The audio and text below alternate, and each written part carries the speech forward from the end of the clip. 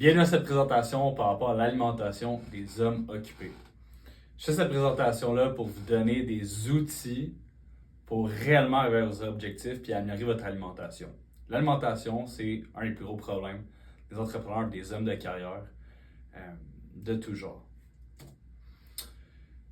Le problème de l'alimentation, c'est que il y a beaucoup d'impact par rapport aux hommes occupés parce que souvent il y a un manque de temps, souvent on mange un petit peu n'importe quoi, on mange au restaurant, on n'est pas certain de ce qu'on mange réellement, puis ça fait qu'on n'est pas super satisfait de notre corps.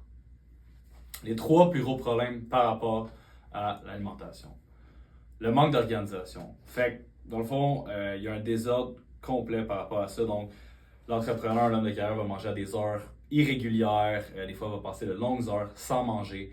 Il va arriver, il va regarder son frigidaire, il va prendre ce qui se trouve, il va manger au restaurant, il va commander, il va rencontrer des clients, il va boire un peu d'alcool. Il n'y aura pas d'organisation, puis il n'y aura pas de calendrier ou d'agenda pour savoir qu'est-ce qu'il mange à telle heure à chaque jour. Puis, en fait, il y a des mois que ça peut super bien aller, puis des mois que ça va pas du tout. Mais pas sa santé en priorité. Fait que, il veut tellement performer, il veut tellement être productif, il veut tellement être là pour son équipe ou performer dans son travail que il va se mettre de côté, il va se mettre en deuxième. Ça fait en sorte qu'il va avoir des problèmes de santé à long terme. Finalement, ça va nuire à la productivité, au fil du temps, à son humeur, à son estime de lui-même. Puis, il y a une grosse négligence par rapport à ça. Ensuite de ça, l'apport calorique. Donc, la plupart mangent pas assez ou mangent trop. Donc, il y a un mauvais apport calorique. Ils n'ont aucune idée de combien de calories tu manges réellement. Puis, ils comprennent mal les concepts d'apport calorique. Il y a des principes de base par rapport à l'alimentation qui reposent des principes fondamentaux qui font en sorte que ça va te permettre de réellement améliorer ton alimentation. Puis c'est des concepts clés que tu as besoin de comprendre pour faire un changement maintenant. Il y a 4 principes. Le premier principe, la qualité des aliments puis la densité. Les aliments que tu manges n'ont pas de la même qualité. Ceux qui sont transformés versus ceux qui poussent dans la nature, ou tu peux nommer le premier ingrédient, il y a pas mal plus de qualité.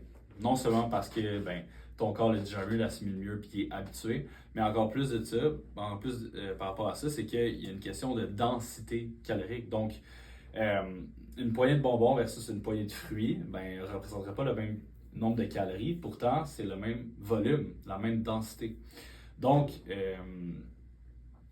s'assurer que tu as une bonne densité, donc choisir des aliments à faible densité calorique, comme les aliments que vous avez sur l'image, qui font en sorte que pour une plus grosse portion, vous allez pouvoir en manger beaucoup plus et va avoir un effet sur la satiété. Donc, avoir une meilleure qualité d'aliments, des aliments où ce que tu connais le premier ingrédient, va te permettre vraiment de mieux assimiler les nutriments, te sentir mieux, dormir mieux et vice-versa. Le calcul des besoins caloriques. Donc, un des principes clés que tu as besoin de savoir, c'est combien de calories qui rentrent, combien de calories qui restent, combien de calories qui s'en va pour bien t'assurer que tu arrives à ton objectif, que tu veux perdre du poids ou prendre la masse musculaire. Tout est une question de calories parce que les calories, c'est ton énergie. Il y a un nombre de calories à savoir pour que tu puisses te maintenir, perdre du poids ou prendre la masse musculaire. J'ai fait ça simple pour vous. Pour la perte de poids, on vise à 8 à 10 calories par livre de poids corporel. Donc, si je pèse 200 livres, on va dire que pour ma perte de poids, je voudrais être à 2000 calories. Je commence à ça. Au fil du temps, je diminue, mais on ne peut pas diminuer trop parce qu'à un moment donné, on va avoir faim, puis on va déjouer nos signaux de faim, puis on va avoir de la misère à, perdre du poids. Pour le maintien du poids, on cite 12 à 4 calories par livre. Pour la prise de masse, optez pour 15 à 20 calories par livre de poids corporel. Donc, je te laisse un moment. Regarde ton objectif. C'est-tu la perte de poids? C'est-tu le maintien? C'est-tu la prise de masse musculaire? Regarde combien tu pèses, puis multiplie par un des chiffres qui est là pour te donner ton nombre de calories parce qu'on va s'en servir plus tard. Le plus gros problème, par contre, par rapport à la charte que je viens de te donner, c'est qu'il y a beaucoup de facteurs qui vont influencer le besoin calorique. Ton âge, ton métabolisme, ton niveau d'activité physique. Si tu es quelqu'un de sédentaire, probablement que tu vas avoir besoin de moins de calories qu'un qui bouge. Si tu as scrappé ton métabolisme parce que ce qui arrive la plupart des hommes qui veulent perdre du poids ou qui veulent même prendre du muscle puis qui ont des jobs prenantes, c'est que ben la plupart, ils mangent pas assez. Donc, le corps s'est juste habitué, c'est juste saturé à pas brûler parce qu'il en avait besoin. Donc, si tu manges 1200 calories comme une adolescente boulimique de 14 ans, ben clairement que tu vas avoir de la misère à perdre du poids dans le futur. Puis, il va falloir qu'on fasse une relance métabolique, qui est un concept beaucoup plus compliqué qu'aujourd'hui, puis que je ne conseille pas à faire pour...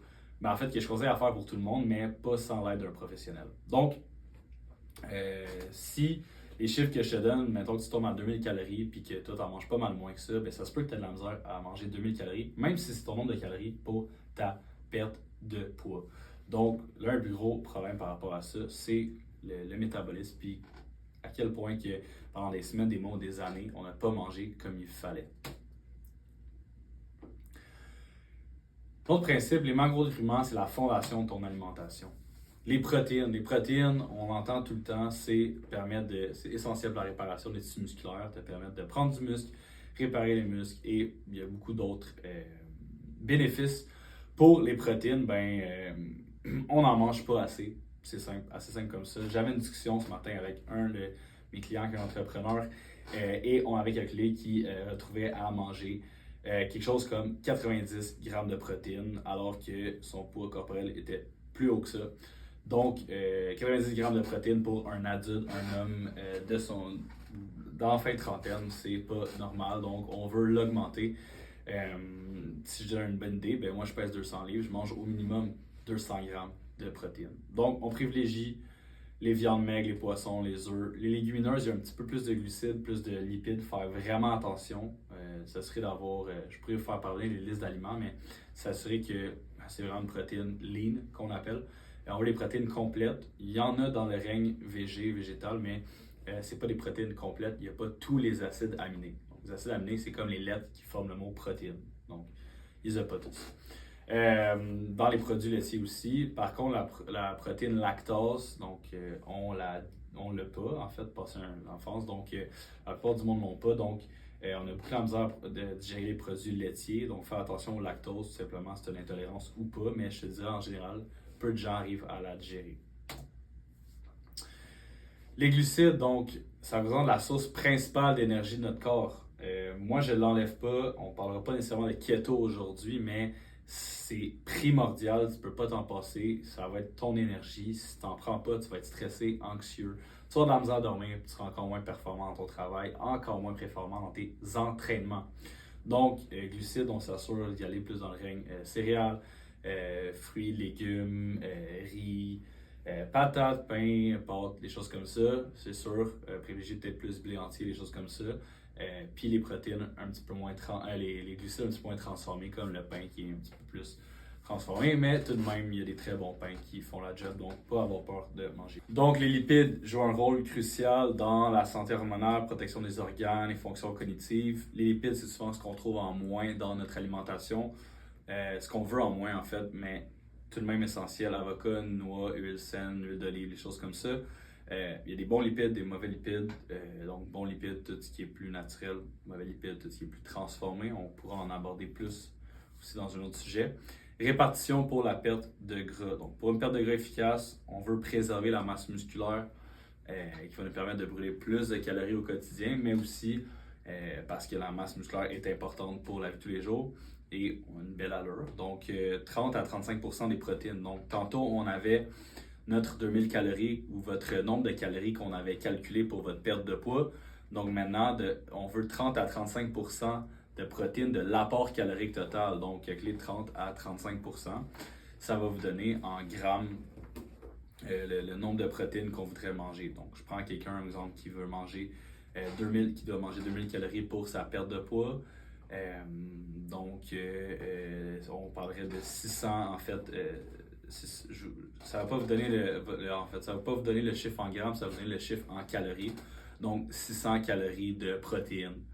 Donc protéines c'est 4 calories par gramme. Donc on va dire que c'est 600 calories de protéines. Vous devez refaire le calcul à savoir ça tourne autour de combien de grammes de protéines. 600 calories. Donc, ensuite, glucides 30 à 50%. Donc, même chose, glucides 1 gramme égale 4 calories. puis 20 à 30 grammes de lipides. Ici, le lipide, c'est 9 calories par gramme, donc beaucoup plus calorique. Donc, prenez le temps de calculer combien ça vous donne à peu près en apport chacune, protéines, glucides, lipides, et ça va vous permettre de savoir par rapport à la perte de poids. Si votre objectif, c'est le maintien de poids, donc l'équilibre protéines 25 à 30% de votre apport calorique, glucides 40 à 55% et lipides 20 à 30%. Donc, ça vous donne chacun des chiffres en calories. Ensuite, c'est à vous de trouver le nombre de grammes. En sachant que protéines, 4 calories, glucides, 4 calories et lipides, 9 calories par gramme. La prise de masse. Donc, pour augmenter la masse musculaire, c'est essentiel d'avoir un surplus calorique. Tu ne peux pas prendre la masse si tu n'es pas en surplus calorique. Même chose, tu ne peux pas perdre du poids si tu n'es pas en déficit calorique. Donc, protéines, 25 à 30% de votre apport calorique, glucides, 45 à 60% et lipides, 20 à 30%. Donc, on regardera ici que les glucides, c'est notamment ce qu'on a augmenté. Les protéines restent quand même sensiblement les mêmes au fil du temps. Les lipides aussi, puis si on joue plus avec les glucides, souvent en prise de masse, ben, on va aller chercher 1 gramme par livre de toute façon de poids de corps. Fait que ça peut donner environ 25 à 30%, peut-être plus. Il faudrait qu'on le recalcule. Mais les glucides, c'est ce qui va nous aider le plus aussi pour notre prise de masse. Malgré tout ça, malgré que tantôt on a trouvé le nombre de calories que vous devez avoir, on a trouvé le nombre de calories que vous devez manger si vous voulez perdre du poids, votre calorie de maintien, tout ça. Il y a quelque chose qui fait varier ces chiffres-là, c'est la dépense calorique.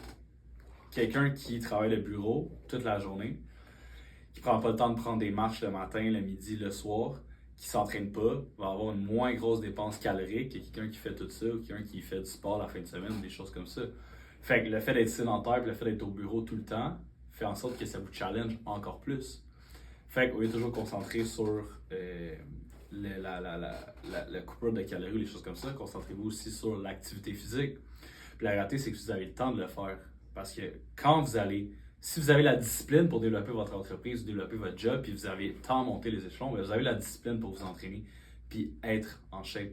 Puis la réalité, c'est qu'être en shape va améliorer votre productivité, votre confiance en vous, puis ça va se répercuter sur vos collègues, les membres de votre équipe, puis le reste. Fait que réellement, si vous voulez vous sentir bien, le succès de shape est important. Le succès, l'allure physique, mais aussi la santé, puis vivre plus longtemps en santé. Hein. Donc, dépenses caloriques, pour comprendre cette dépense calorique-là, j'ai mis un calcul qui va être un petit peu plus avancé que les calculs qu'on recherche sur Internet. Souvent, ça va tout simplement faire votre nombre de calories de maintien fois le fait que vous êtes actif, modérément actif et tout ça. Mais la réalité, c'est que l'aspect actif, modérément actif, ben, beaucoup de gens se pensent actifs alors qu'ils ne le sont pas. Donc, dépenses caloriques, ça représente l'ensemble des calories brûlées par le corps au cours d'une journée. Donc ça inclut le métabolisme de base, donc au repos, l'activité physique et l'effet thermique des aliments. Quand il y a des aliments qui sont digérés, ben, il y a un effet thermique donc, qui fait en sorte que vous brûlez des calories à faire ça. Par contre, c'est peut-être une notion en moins à prendre en compte parce que c'est très difficile de calculer. L'équation de Mifflin-Saint-Giroir. Donc, je l'ai mis ici, le métabolisme de base, donc le métabolisme qu'on a trouvé tantôt. Donc, votre calorie au maintien. Faites 10 fois votre poids en kilos, plus 6,25 fois votre taille en centimètres, moins 5 fois votre âge en année, plus 5. Et vous allez pouvoir trouver l'équation en fait qui va vous permettre de trouver le métabolisme de base. Donc, si vous voulez un calcul encore plus précis que le calcul que je vous ai donné avec le nombre de calories, bien là, vous en avez un ultra précis qui va vous permettre de vraiment calculer en fait votre nombre de calories. Donc, c'est quoi la plus grande opportunité pour toi? Quel principe pour toi va te permettre d'optimiser le plus la nutrition? Est-ce que c'est l'aspect macronutriments que, dans le fond, était mal redistribué? Est-ce que c'est l'aspect calorique? Dans le fond, que tu manges pas assez ou trop de calories ou tu n'avais aucune idée des proportions? Est-ce que c'est plutôt l'aspect densité calorique? Est-ce que c'est parce que tu ne manges pas assez des aliments de qualité? Donc, choisis l'une de ces opportunités-là et travaille là le plus possible en premier. Conclusion par rapport à ça, ne vous cassez pas la tête. Cassez-vous pas la tête. En plus, il y a une erreur. Bon, ne vous cassez pas la tête.